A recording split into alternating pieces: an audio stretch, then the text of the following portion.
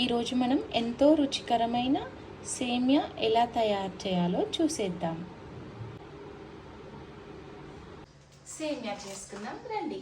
అన్ని స్వీట్స్ కంటే కూడా ఈ సేమియా స్వీట్ చేసుకోవడం అనేది చాలా ఈజీ అండి. ఫస్ట్ అయితే నేను ఇక్కడ 1 కప్ అయితే సేమియాని తీసుకుంటున్నాను.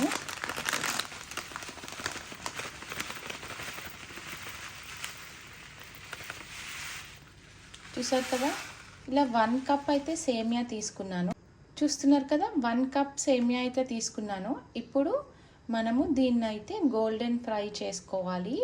అది కూడా మనం నెయ్యిలో అయితే ఫ్రై చేసుకుంటే చాలా టేస్టీగా వస్తుంది.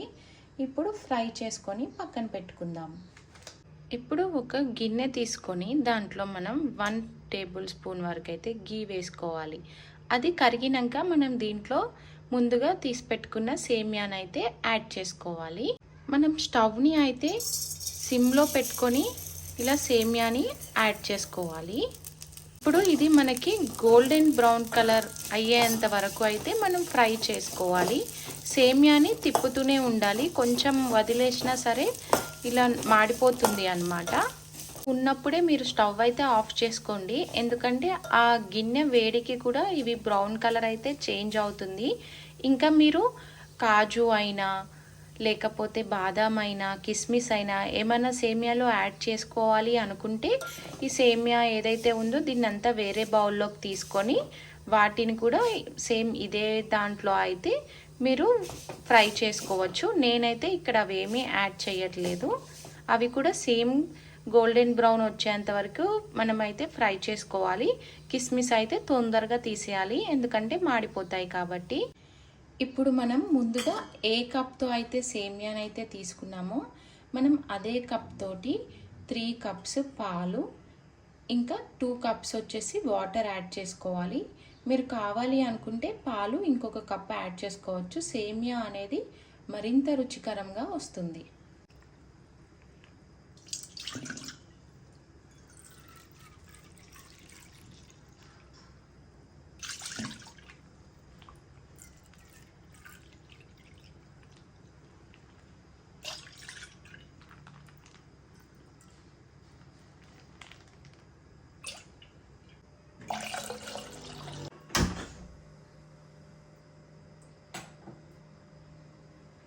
మనకి ఇప్పుడు పాలు మరిగాయి కదా, మనం ఫస్ట్ ఈ మీగడ అంతా తీసుకోవాలి, లేకపోతే అది సేమియాకి పట్టేస్తుంది అన్నమాట. దీన్నంతా ఇలా పక్కకు అనుకోవడమే. ఇప్పుడు మనం ముందుగా ఫ్రై చేసి పెట్టుకున్న సేమియాస్ని అయితే మనం ఈ పాలల్లో యాడ్ చేసుకొని అవి బాగా ఉడకనివ్వాలి. దీన్ని మనం ఇప్పుడు బాగా ఉడకనివ్వాలి. మనం ముందే షుగర్ని యాడ్ చేసుకుంటే సేమియా అనేది ఉడకదు. ఇది ఉడికిన తర్వాతనే షుగర్ని అయితే యాడ్ చేసుకోవాలి. 1 కప్ సేమియా తీసుకుంటే 1/2 కప్ షుగర్ తీసుకోవాలి. మీకు కొంచెం షుగర్ ఎక్కువ తింటారు, స్వీట్ ఎక్కువ తింటారు అనుకుంటే 1/2 కప్ కంటే ఇంకో కొంచెం ఎక్కువ అయితే తీసుకోండి.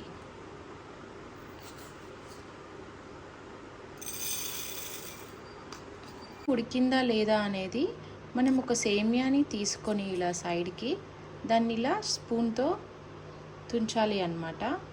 ఇలా స్పూన్తో తుంచితే అది ఈజీగా కట్ అయితే మనకి సేమియా ఉడికినట్టు.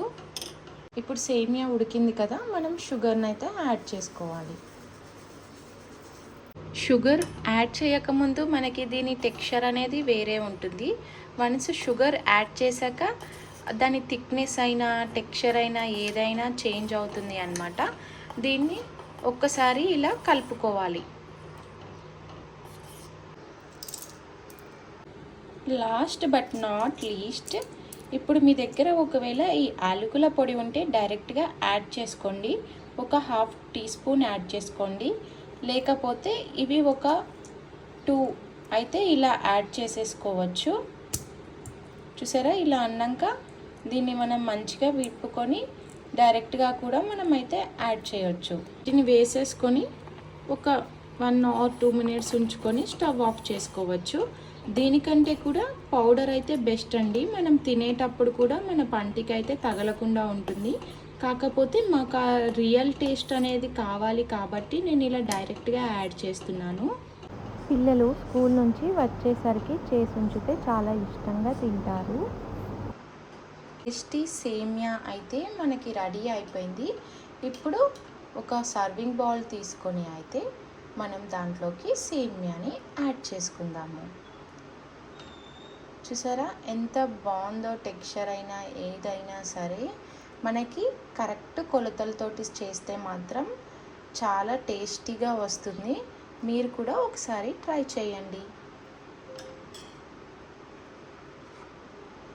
Thanks for watching. ఇలాంటి మంచి మంచి వాటి కోసం మన ఛానల్ని సబ్స్క్రైబ్ చేయండి, లైక్ చేయండి, కామెంట్ చేయండి. నెక్స్ట్ మీరు ఏమన్నా స్వీట్ కావాలి అనుకున్నా సరే కామెంట్ చేయండి, నేను ట్రై చేస్తాను. Thank you.